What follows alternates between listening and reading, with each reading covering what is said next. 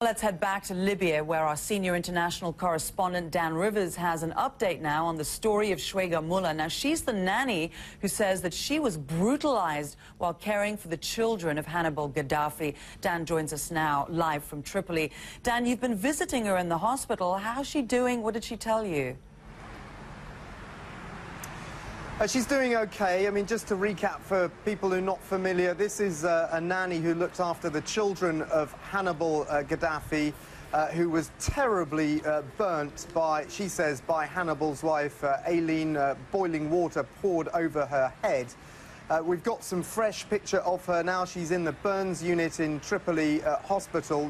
This is very graphic images. I must warn viewers before we roll it, but you can see now that she's got a dressing on and they're beginning to treat it. They say there is an infection there, so they're giving her antibiotics intravenously and hopefully trying to stabilise those infections and get her on the mend. So she's in a much better place now than she was when we initially found her.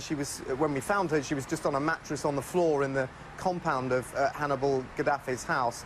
And of course, we're going to stay with this story and keep everyone updated as to what happens. And we've been, you know, inundated with offers of help, so that's great. And we're trying to kind of sift through those and figure out what's the best thing for her. Gosh, Dan, poor thing. I'm glad she's doing better. Let's just focus on one of the other stories, which is the Gaddafi family in Algeria now. Why Algeria?